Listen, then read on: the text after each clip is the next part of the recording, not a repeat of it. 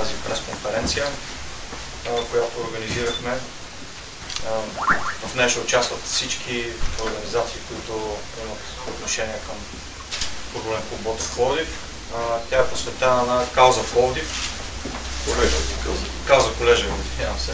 Кауза Колежа, която се появи в публичното пространство в навечерието на 104-та годишнина от създаването на клуба. Идеята на тази пресконференция е да разясни максимално ясно целите, които ще преследва тази кауза във времето. Каузата бе родена по идея на клуба на привържениците на Ботев Пловдив. Много бързо тя получи подкрепа както от футболния клуб, така и от всички други организации, свързани с Ботев, като Сдружение ПФК Ботев и Обединени фракции Бултрас. Представители на всички тях са тук пред вас. В пресконференцията участие ще вземат президента на футболния клуб господин Ангел Палийски, членовете на управителния съвет на клуба на привържениците господин Атанас Тапунски и Михаил Манолов, Божидар Бжилов от името на Сдружение ПФК Ботев и Асен Пиронков, който е представител на Обединени фракции Бултрас. Още в началото искам да изясним и да ви помоля пресконференцията да бъде насочена единствено и само към Кауза Колежа и въпросите да бъдат свързани с това. Давам думата на господин Стафунски, който с няколко думи, които си е подготвил да ви разясни целите и идеите на Кауза Колежа. Здравейте от мен на всички. Добре дошли на първата проява на нашата кампания Кауза Колежа. От доста време сред всички привърженици на Ботев Пловдив назрява желанието да бъде намерен начин, по който да се помогне на клуба да реши според нас най-големия проблем, пред който всички ботевисти сме изправени в последните 2 години – довършването на стадион Христо Ботев. На нас се падна честта и огромната отговорност да акумулираме енергията на всички тези хора и да я насочим в единствената правилна посока, а именно обединяването на всички привърженици на Ботев Пловдив в една обща организация. Ние отдавна сме убедени, че голям клуб като нашия има нужда от голям обединен клуб на привържениците, който да обедини в себе си солиден брой хора, споделящи една и съща идея – жълто-черно. Бихме искали да поставим проблема с недовършения клубен стадион, голямата болка на всеки ботевист, като цел, около която можем да се обединим, за да създадем мащабна организация с солидна членска маса, като нейната първа задача трябва да бъде даване на мощен тласък на желанието на ботевистите да се върнат в своя дом. Това е нашата цел, целта на Кауза Колежа. Считам, че тук е мястото да подчертаем дебело, че никой не очаква редовите ботевисти сами, повтарям сами, да финансират до изграждането на стадиона. Наясно сме, че необходимата за целта сума е непосилна само за нас. Затова категорично искаме да се знае, че ние не очакваме дарение и молим да не се спекулира по тази тема. Нашата задача е съвсем различна. Най-сетне да обединим и да насочим желанията и стремежите на огромния брой привърженици на Ботев Пловдив за изпълнение на целите на Кауза Колежа, а именно за връщането ни на любимия стадион. Призоваваме всеки един ботевист в България по света да подкрепи идеята, като стане член на клуба на привържениците на Ботев Пловдив, чиято мисия от този момент нататък е да доведе до успех идеята Кауза Колежа. Масовостта на тази организация ще ни позволи да покажем колко значим за град Пловдив е въпросът с довършването на стадиона. Само с солидна членска маса зад гърба си ще дадем ясен сигнал към обществеността и институциите, имащи отношение към казуса за завършването на стадиона Христо Ботев. Същата тази масовост ще бъде използвана като гарант при различни механизми, с които ще опитаме да намерим съмишленици и да приобщим обществеността, бизнеса, институциите и държавата към нашата кауза. Вярваме, че с общи усилия, активни действия и предизвикване на засилен обществен интерес ще успеем да сбъднем мечтата си. Да се завърнем там, където голяма част от нас е израснали. Трибуните на колежа. В края, уважаеми представители на медиите, благодаря ви и от мое име, че уважихте с присъствието си старт на нашата кампания. Ние ви молим и ви призоваваме с всичките възможности, които имате, да отразявате с необходимата коректност и достоверност усилията ни и да помогнете всички сили, стремежа ни да доизградим първия нормален футболен стадион в Пловдив. Убедени сме, че ще го направите. Благодарим ви предварително. Колеги, може да задавате въпроси.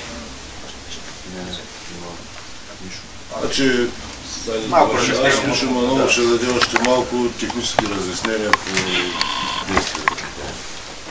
Здравейте от мен, благодаря ви, че сте дошли. Постарали сме се максимално да опростим процедурата. Всеки желаещ да стане част от кауза колежа е добре дошъл, като затова е нужно да заплати членски внос за участие в кауза колежа в размер на символичната сума от 24 лева, като средствата ще бъдат изразходвани при пълна прозрачност и регулярна отчетност единствено и само за интересите на кауза колежа. Начините за плащане са следните. На първо място в магазина на привържениците на клуба на привържениците на Ботев Пловдив на улица Нестор Иванов 1, където в събота в 10 часа очакваме вече първите желаещи. Ще се постараем за напред да отворим и други локации, за да улесним голямата маса от привърженици на Ботев.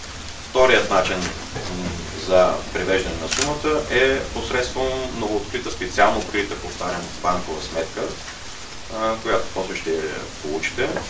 Третия начин, който сме предвидели, е в улеснение на хората в чужбина, с които сме комуникирали и поддържани отлични отношения. То е чрез електронната система за разплащане PayPal. След заплащането на този членски внос, всеки член на кауза колежа ще получи специална членска карта като доказателство за приноса му към кампанията. В общи линия в това се състоят технически стъпки, възможно най-опростени, с надежда да съберем максимален брой хора. Това е от мен. Ако имате въпроси, може да кажете. Кога стартира идеята и всеки нов член на тази кауза, кога може да внесе необходимата сума? Още утре в 10 часа първите могат да заповядат в магазина. В момента, в който обявим на нашия официален сайт банковата сметка, съответно и вие, когато видите във вашите публикации банковата сметка, всички желаещи могат да превеждат тази сума. Членовете на КПВП се остават членове на КПВП и тази кауза ще е отделно от клуба на привържениците, като членски внос и като карта има предвид, или тези, които са членове на КПВП, тяхните членски вносове ще преминат към... Реално? Да.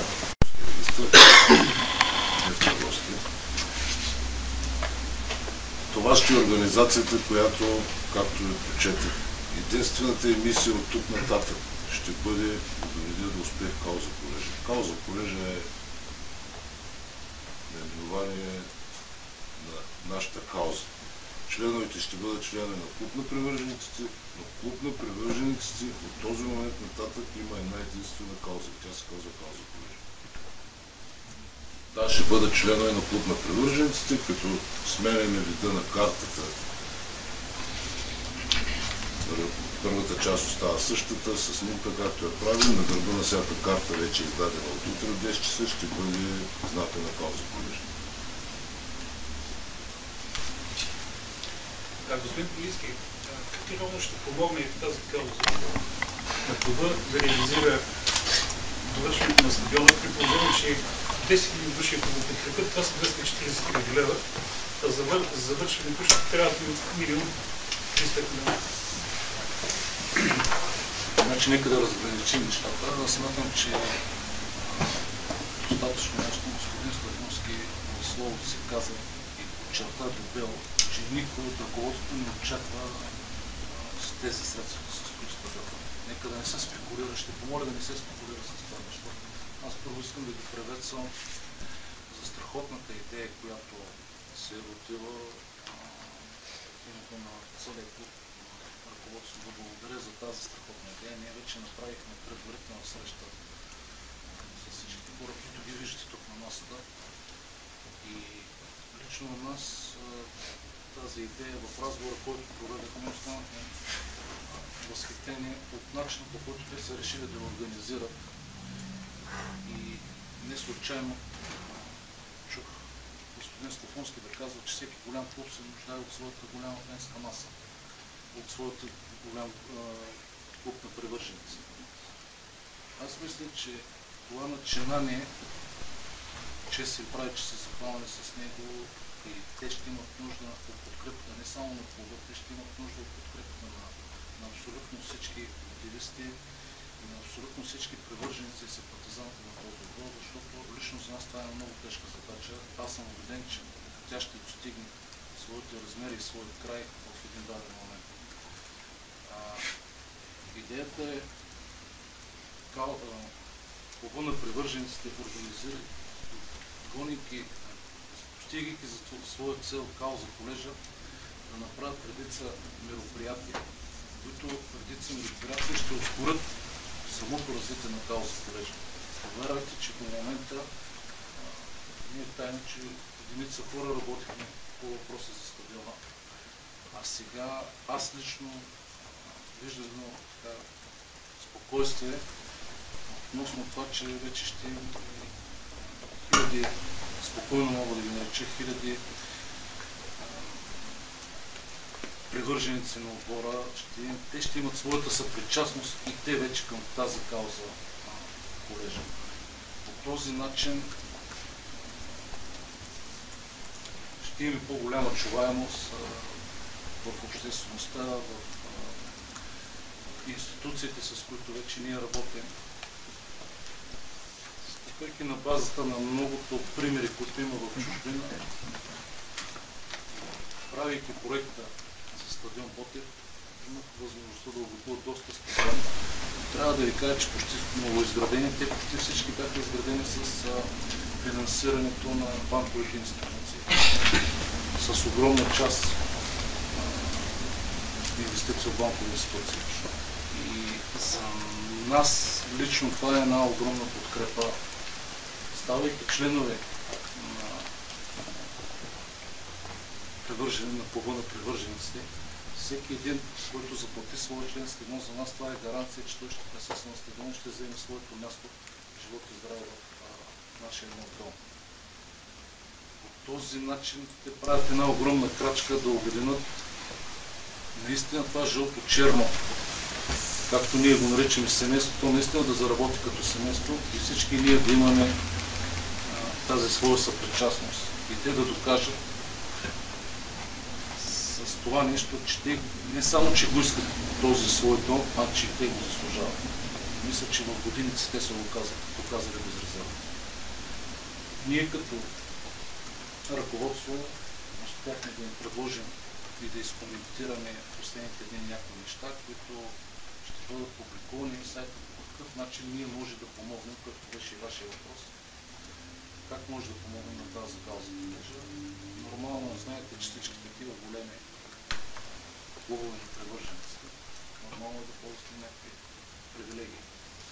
Но това нещо ще ви бъде обявено по-нататък в последващите действия, когато те бъдат доизяснени всички тези неща.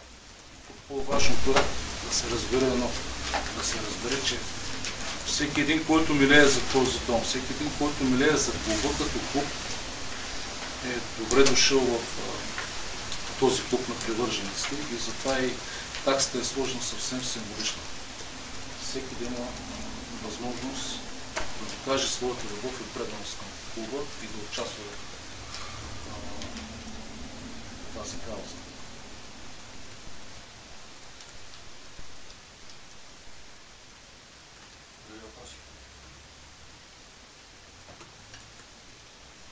За колко време очакваме реализиране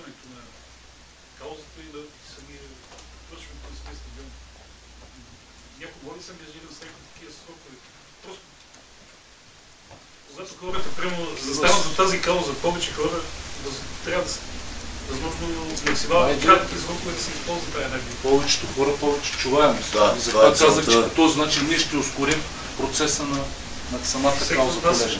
с нетърпение чака това. Също вярвайте, че ние най-много очакваме, защото знаем, че постигането на нашите цели и достигането на самия клуб като клуб на по-високо ниво, той задължително трябва да мине през стадиона, с неговото отвеждане. Като да си говорим, всички ние знаем, че там е нашия дух, там е ботилистския дух и там на онзи стадион, който всички ние помним от добрите години. Надяваме се в новия си да бъде в много по-голяма степен. Аз да малко да удължа. Значи, привържените не си е поставил за цел срокове на приключване кауза колежа. Кауза колежа ще приключи, когато повечето от нас, които сме тук, седнем на седалките там. Кауза колежа има, пак нали, доказвам, за цел да покаже, че на този град, за този град този стадион е значим, че достатъчно голям брой хора се интересуват от това нещо.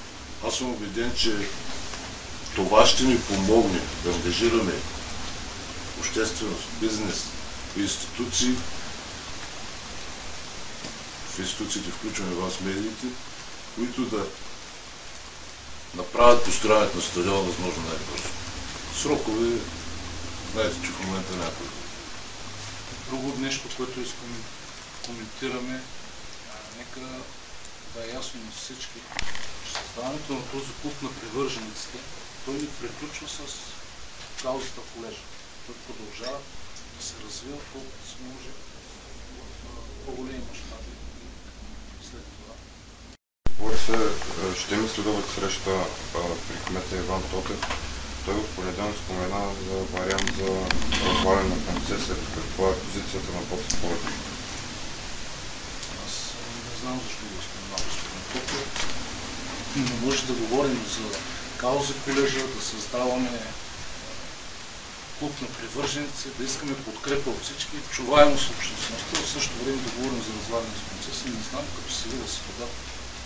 Това говореше за държавно финансиране. Всъщност, така всички много добре знаете какво каза господин Петър, само че малко извън контекста. Петър първо каза, че концесията е действие, дори че Общинския съвет би предприел стъпки към удължаването и към намаляване на такси. Така нататък. И последният вариант, който спомена господин Петър, изказването си беше евентуално липса на всякакви други възможности, твърде вероятно има предвид, разваляне на концесията, защото всички знаят, че под концесия няма начин на държавата да се. Само аз да вместо за нас е важно, че още преди да започнем официално каузата, преди да я стартираме, той вече започва да говори за колежа. Това е нашата цел. Очевидно целта ви е масово си съпричастност, а не да събирате пари от феновете, но каква е процедурата с фенове, които имат по-големи финансови възможности и искат да дадат по-голяма сума? Абсолютно няма никакъв проблем, за това ще бъде обявена банкова сметка, включително и електронния PayPal, адреса за разплащане, така че всеки, който желая да приведе по-голяма сума, е добре дошъл, няма да има никакъв проблем за това. В тази връзка да довърша малко отговор на Мишо, значи кампанията е в старта си, мислили сме по въпроса, ще има доста, така сме замислили, ще възникнат твърде вероятно доста мероприятия и идеи какво ще стане с тези дарители.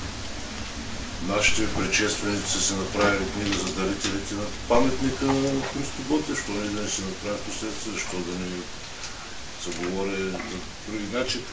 Няма проблем, всеки ще бъде отразен, всеки ще бъде поканен, всеки ще бъде уделено внимание. Но това ще стане малко по-късно, така е ясно на всички. Какви са очакването ви от другата маса? Какви са очаквания ви от кръглата маса? Нещо конкретно очаквате ли от тази среща? Няма предварителен. Сценарий? Няма предварителни въпроси, няма някакъв предварителен сценарий. Предполагам, че нормалното на текущи въпроси, както за нас, така и за колегите. Той за нас кмета вече има текущ въпрос.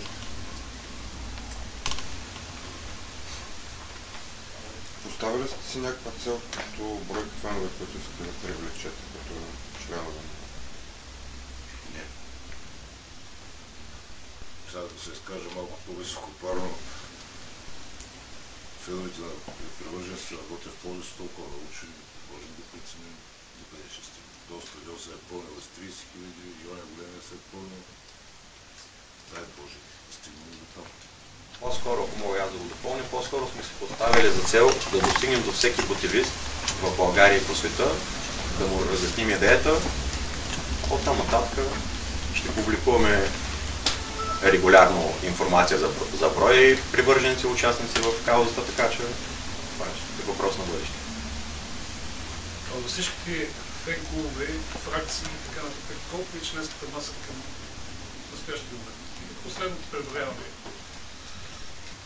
Това не е въпрос, който можем да го обсъждаме Все пак официално. имате документи, с които... Така че Ние можем да правете говорим за нашата разлика, организация. правете разлика между официален клуб на привържениците и организирани фракции. Благодаря.